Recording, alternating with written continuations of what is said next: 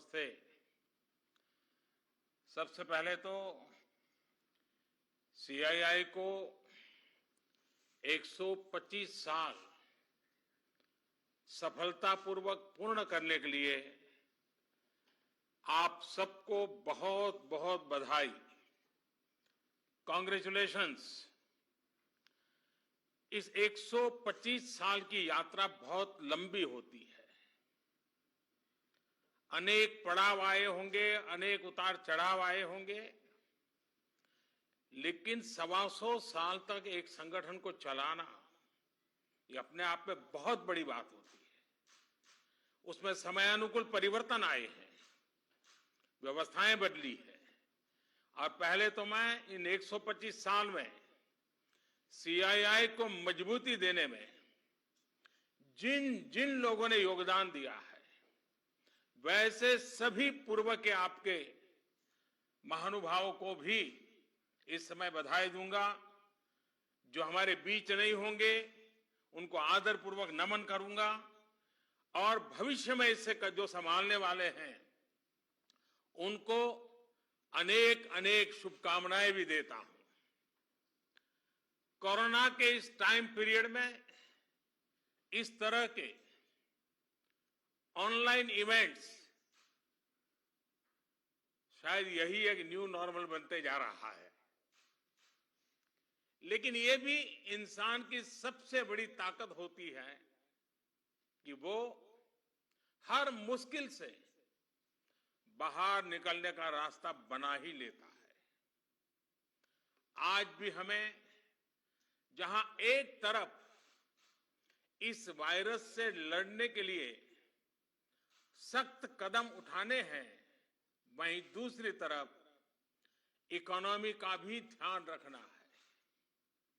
हमें एक तरफ देशवासियों का जीवन भी बचाना है, तो दूसरी तरफ देश की अर्थव्यवस्था को भी स्टेबलाइज करना है, स्पीड अप करना है।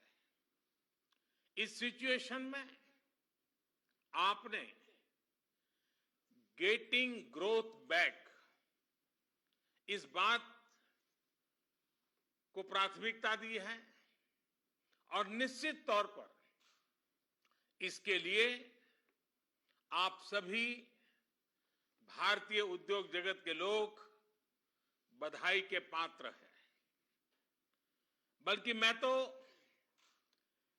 गेटिंग ग्रोथ बैक से आगे बढ़कर ये भी कहूंगा कि yes we will definitely get our growth back.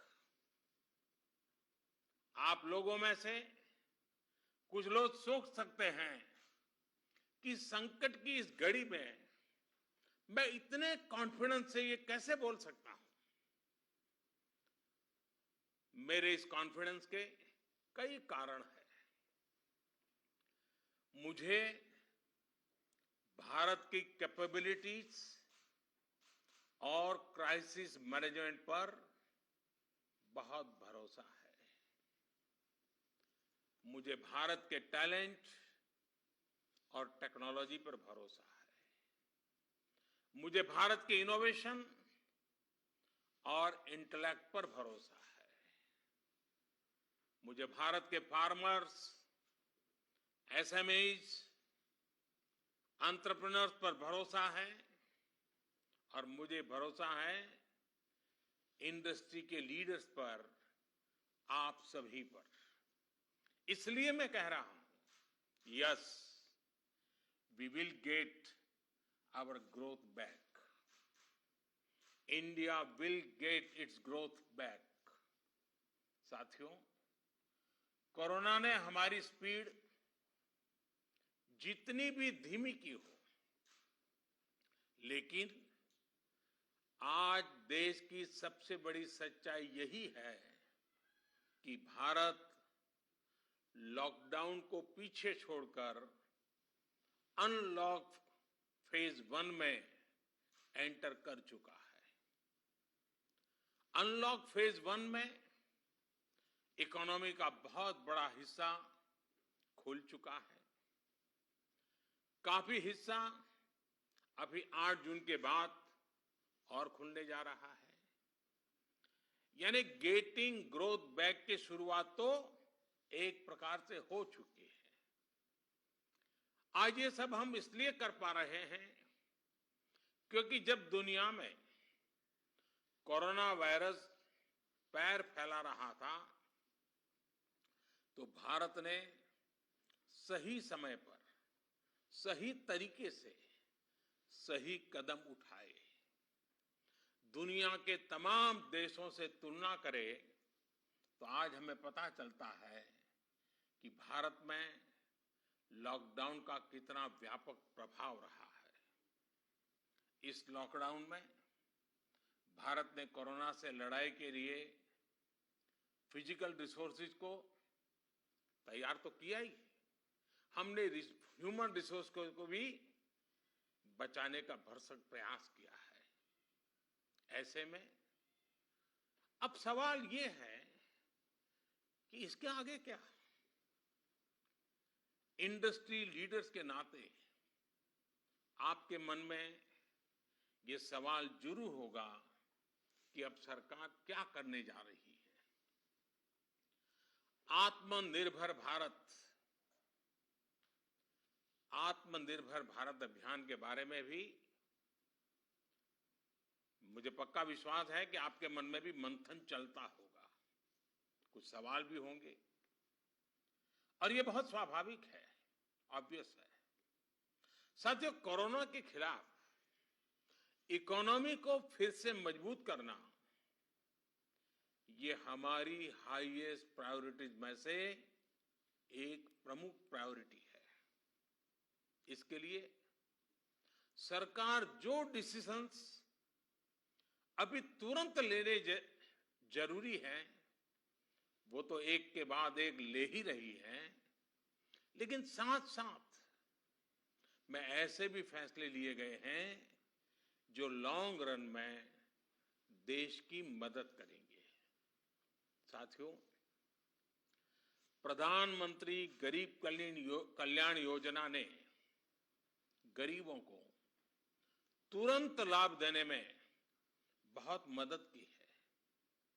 इस योजना के तहत करीब 74 करोड़ बेनिफिशियरीज उनके घर तक राशन पहुंचाया जा चुका है। प्रवासी श्रमिकों के लिए भी फ्री राशन पहुंचाया जा रहा है। इसके अलावा अभी तक गरीब परिवारों को 53,000 करोड़ रुपीस यानी 53,000 करोड़ रुपए से ज्यादा की फाइनेंशियल असिस्टेंस दी जा चुकी है। महिलाएं हो, दिव्यांग हो, बुजुर्ग हो, श्रमिक हो, हर किसी को इससे लाभ मिला है। लॉकडाउन के दौरान सरकार ने गरीबों को 8 करोड़ से ज्यादा गैस सिलेंडर उनके घर तक मुफ्त में पहुंचा दिया है। इतना ही नहीं, प्राइवेट सेक्टर्स के करीब 50 लाख एम्प्लॉइज के खाते में 24% ईपीएफ कंट्रीब्यूशन भी सरकार ने किया है। इनके खाते में करीब 800 करोड़ रुपए जमा कराए गए हैं।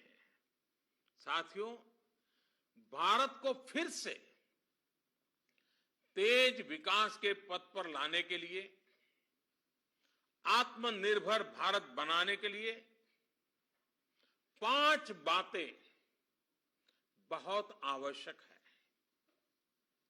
इंटेंट, इंक्लूजन, इन्वेस्टमेंट, इंफ्रास्ट्रक्चर और इनोवेशन। हाल में जो बोल्ड फैसले लिए गए हैं उसमें भी आपको इन सभी की झलक मिल जाएगी। इन फैसलों के साथ हमने तमाम सेक्टर्स को फ्यूचर रेडी किया है। इसी वजह से आज भारत एक नए ग्रोथ ओरिएंटेड फ्यूचर की दिशा में बड़ी उड़ान के लिए तैयार है। साथियों, हमारे लिए रिफॉर्म्स ये कोई रैंडम या स्कैटर्ड डिसीजन नहीं रहे हैं। हमारे लिए reforms systematic, plan, integrated, interconnected और फ्यूचरिस्टिक प्रोसेस है। हमारे लिए रिफॉर्म्स का मतलब है फैसले लेने का साहस करना और उन्हें लॉजिकल कंक्लूजन तक ले जाना।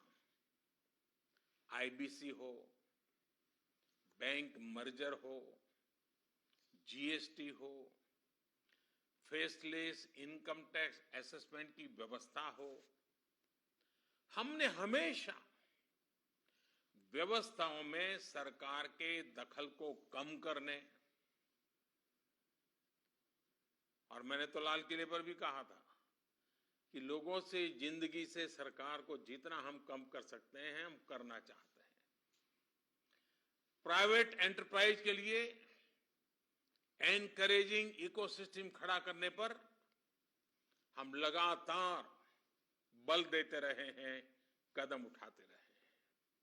इसी वजह से सरकार आज ऐसे पॉलिसी रिफॉर्म्स भी कर रही है जिनकी देश ने एक प्रकार से उम्मीद भी छोड़ दी थी। लोगों ने मान लिया था भाई ये तो हमारे देश में नहीं हो सकता है, ऐसी चीजें होने लगी हैं। अगर मैं एग्रीकल्चर सेक्टर की बात करूं तो हमारे यहां आजादी के बाद जो नियम कायदे बने उसमें किसानों को बिचौलियों के हाथों में छोड़ दिया गया था। किसान कहां फसल बेच सकता है, कहां नहीं बेच सकता है, इस तक के नियम बहुत सख्त थे। किसानों के साथ दशकों से हो रहे अन्याय को दूर करने की इच्छा शक्ति हमारी सरकार ने दिखाई है। एपीएमसी एक्ट में बदलाव के बाद अब किसानों को भी उनके अधिकार हासिल होंगे। किसान अब जिसे चाहे, जहां चाहे और जब चाहे अपनी फसल अपनी शर्तों पर, किसान की शर्तों पर वो फसल बेच सकते हैं। अब कोई किसान अपनी फसल देश के किसी भी राज्य में ले जाकर बेच सकता है। पहले तो इस पर भी बंधन थे। साथ ही वेयरहाउसेस में रखे अनाज या एग्रीकल्चर प्रोडक्ट्स अब इलेक्ट्रॉनिक ट्रेडिंग के जरिए भी बेचे जा सकते हैं। आप कल्पना कर सकते हैं इससे एग्री बिजनेसेस के लिए कितने नए रास्ते खुलने जा रहे हैं। साथियों, इसी तरह हमारे श्रमिकों के कल्याण को ध्यान में रखते हुए रोजगार के अवसरों को बढ़ाने के लिए लेबर रिफॉर्म्स भी किए जा रहे हैं। जिन नॉन स्ट्रेटेजिक सेक्टर्स में प्राइवेट सेक्टर को इजाजत ही नहीं थी उन्हें भी खोला गया है। आपका ध्यान इस पर भी गया होगा कि सबका साथ, सबका विकास, सबका विश्वास के रास्ते पर चलते हुए हम वो फैसले भी ले रहे हैं जिसकी मांग बरसों से हो रही थी। साथियों, दुनिया का तीसरा वो देश जिसके पास बहुत बड़ी मात्रा में कोयले का भंडार हो, कोल रिजर्व हो, जिसके पास आप जैसे साहसी और उद्यमी व्यापार जगत के लीडर्स हो, लेकिन फिर भी उस देश में बाहर से कोयला आए, कोल इंपोर्ट हो, तो उसका कारण क्या है? आप भी जानते हैं, देश भी जानता है। कभी सरकार रुकावट बनी रही, कभी नीतियां रुकावट बनी रही, लेकिन अब कोल सेक्टर को इन बंधनों से मुक्त करने का काम शुरू कर दिया गया है। अब कोल सेक्टर में कॉमर्शियल माइनिंग को परमिट कर दिया गया है। पार्सली एक्सप्लोर्ड ब्लॉक्स को भी अलॉटमेंट करने की परमिशन दी गई है।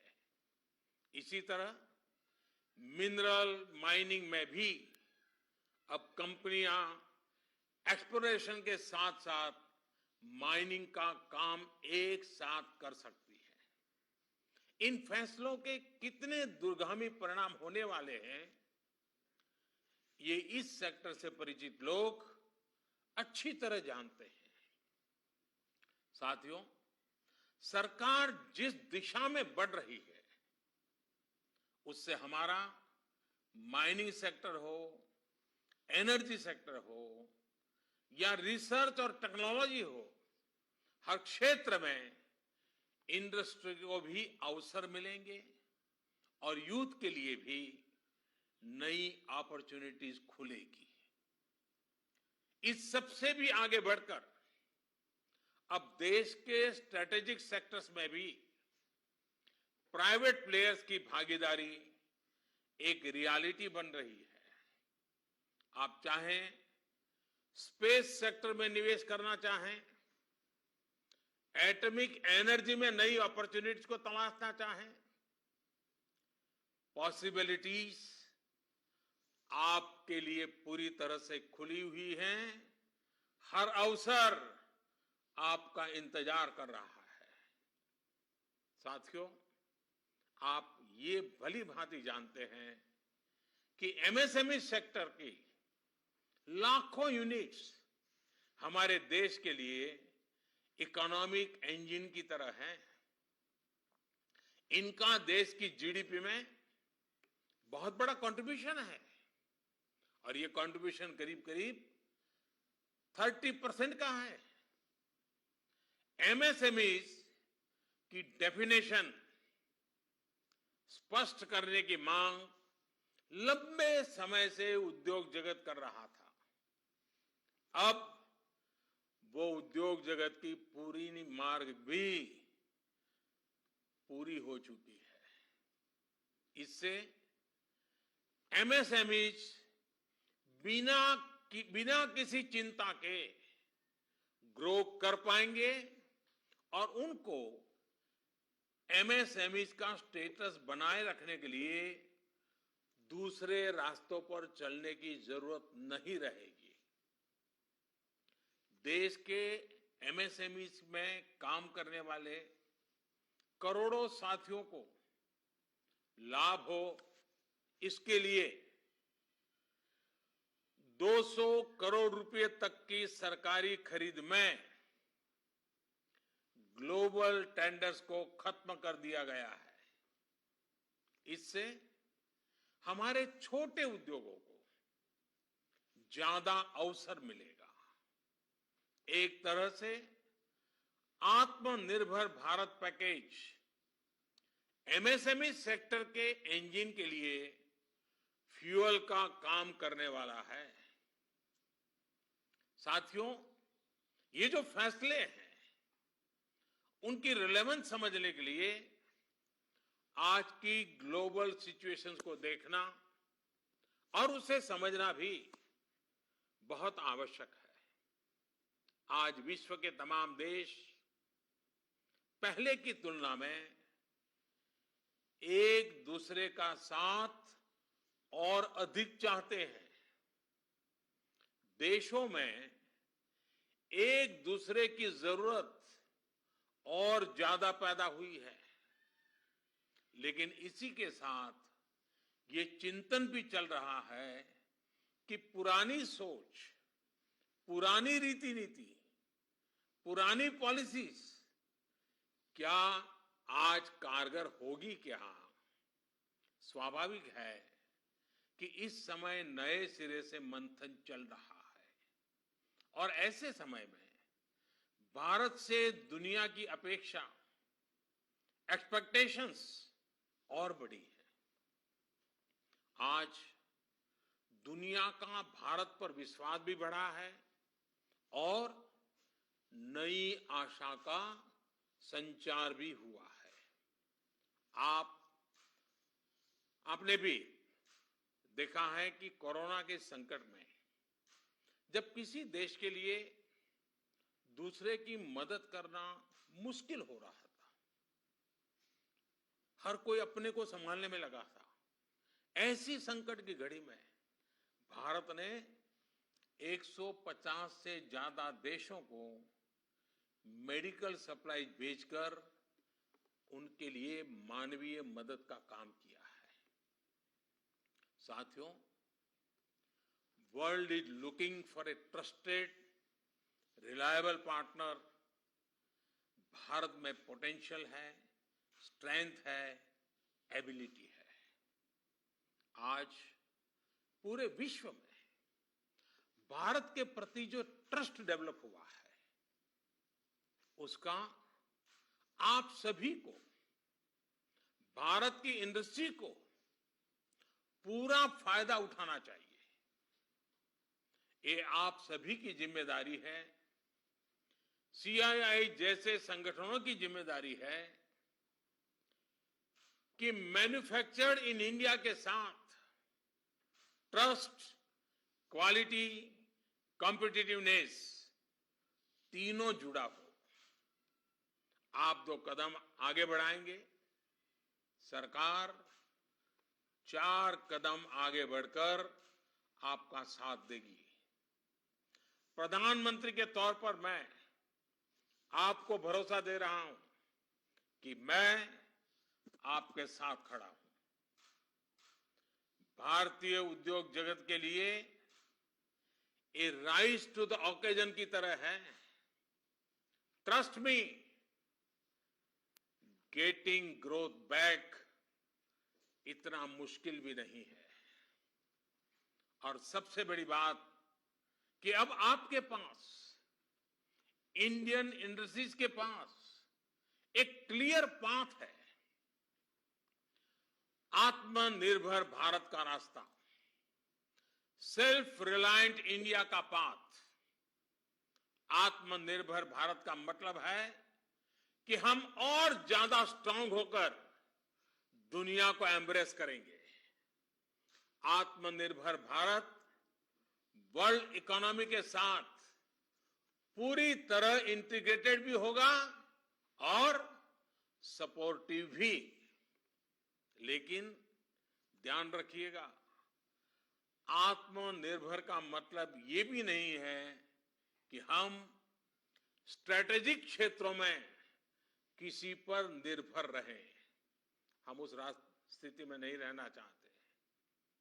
It is about creating strong enterprise in India, enterprises that can become global forces. It is about generating employment. It is about empowering our people to come out and create solutions that can define the future of our country. हमें एक ऐसी robust local supply chain के निर्माण में invest करना है जो global supply chain में भारत की हिस्सेदारी को स्ट्रेंथन करे। इसी अभियान में सीआईआई जैसी दिग्गज संस्था को, मुझे लगता है आपको भी पोस्ट कोरोना नई भूमिका में आगे आना होगा। अब आपको चैंपियंस ऑफ इंडिजिनस इंस्पिरेशंस बनकर आगे आना है। आपको डोमेस्टिक इंडस्ट्रीज की रिकवरी को फैसिलिटेट करना है। नेक्स्ट लेवल ग्रोथ को असिस्ट करना है, सपोर्ट करना है। आपको इंडस्ट्री को, अपने मार्केट को ग्लोबली एक्सपांड करने में मदद करना है। साथियों, अब जरूरत है कि देश में ऐसे प्रोडक्ट्स बने जो मेड इन इंडिया हो, मेड फॉर द वर्ल्ड हो। कैसे हम देश का आयात कम से कम करें, इसे लेकर क्या नए लक्ष्य तय किए जाएं, उस पर सोचने की जरूरत है। हमें तमाम सेक्टर्स में प्रोडक्टिविटी बढ़ाने के लिए अपने टारगेट तय करने ही होंगे। यही संदेश मैं आज इंडस्ट्री को देना चाहता हूं और देश यही अपेक्षा भी आपसे रखता है। साथियों, देश में मैन्युफैक्चरिंग को, मेक इन इंडिया को रोजगार का बड़ा माध्यम बनाने के लिए आप जैसे तमाम इंडस्ट्री के संगठनों से चर्चा करके ही कई प्रायोरिटी सेक्टर्स की पहचान की गई है। इनमें से furniture, air conditioner, leather and footwear, in 3 sectors पर काम शुरू भी हो चुका है। सिर्फ एयर कंडीशनर को लेकर ही हम अपनी डिमांड का 30% से अधिक इंपोर्ट करते हैं। इसको हमें तेजी से कम करना है। इसी तरह दुनिया का दूसरे सबसे बड़ा लेदर प्रोड्यूसर होने के बावजूद ग्लोबल एक्सपोर्ट में हमारा शेयर बहुत कम है। साथियों, कितने ही सेक्टर्स हैं जिसमें हम बहुत अच्छा कर सकते हैं। बीते सालों में आप सभी साथियों के सहयोग से ही देश में वंदे भारत जैसी आधुनिक ट्रेनें बनी हैं। देश आज मेट्रो के कोच निर्यात कर रहा है। इसी तरह मोबाइल फोन मैन्युफैक्चरिंग हो, डिफेंस मैन्युफैक्चरिंग हो, अनेक क्षेत्रों में इंपोर्ट पर हमारी डिपेंडेंस को कम करने का प्रयास लगातार चल रहा है। और मैं बहुत गर्व से कहूंगा कि सिर्फ 3 महीने के भीतर ही पर्सनल प्रोटेक्टिव इक्विपमेंट पीपीई, इसकी सैकड़ों करोड़ की इंडस्ट्री आप ही लोगों ने खड़ी की है। 3 महीने पहले भारत में एक भी पीपीई नहीं बनती थी। आज भारत एक दिन में 3 लाख पीपीई किट बना रहा है, तो ये हमारे उद्योग जगत का ही सामर्थ्य है। आपको इसी सामर्थ्य का इस्तेमाल कर हर सेक्टर में आगे बढ़ना है। मेरा तो सीआईआई के तमाम साथियों से ये भी आग्रह है कि रूरल इकोनॉमी में इन्वेस्टमेंट और किसानों के साथ पार्टनरशिप का रास्ता खुलने का पूरा लाभ आप लोगों ने उठाना चाहिए। अब तो गांव के पास ही लोकल एग्रो प्रोडक्ट्स के क्लस्टर्स के लिए जरूरी इंफ्रास्ट्रक्चर तैयार किया जा रहा है। इसमें सीआईआई के तमाम मेंबर्स के लिए बहुत अपॉर्चुनिटीज है। साथियों, फार्म हो, फिशरीज हो, फूड प्रोसेसिंग हो, फुटवेयर हो, फार्मा हो, अनेक सेक्टर्स में अनगिनत अपॉर्चुनिटीज के गेट आपके लिए खुले हैं। सरकार ने शहरों में प्रवासियों के लिए आवास उपलब्ध कराने के लिए जिस रेंटल स्कीम की घोषणा की है, उसमें भी आप सभी साथियों को मैं सक्रिय भागीदारी के लिए आमंत्रित करता हूं। साथियों, हमारी सरकार प्राइवेट सेक्टर को देश की विकास यात्रा का पार्टनर मानती है। आत्मनिर्भर भारत अभियान से जुड़ी आपकी हर आवश्यकता का ध्यान रखने के लिए भारत सरकार प्रतिबद्ध है। आपसे सभी स्टेक होल्डर्स से मैं लगातार संवाद करता हूं और यह सिलसिला आगे भी जारी रहेगा। I request you to come up with a detailed study of every sector, build consensus, develop concept, think big. We will together take up more structural reforms that will change the course of our country. We will together build आत्मनिर्भर भारत। साथियों, आइए देश को आत्मनिर्भर बनाने का संकल्प लें। इस संकल्प को पूरा करने के लिए अपनी पूरी ताकत लगा दें। सरकार आपके साथ खड़ी है। आप देश के लक्ष्यों के साथ खड़े होइए।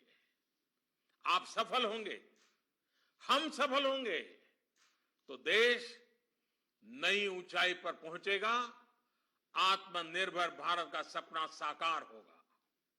एक बार फिर सीआईआई को 125 वर्ष पूरा होने पर मेरी तरफ से बहुत बहुत शुभकामनाएं। बहुत बहुत धन्यवाद।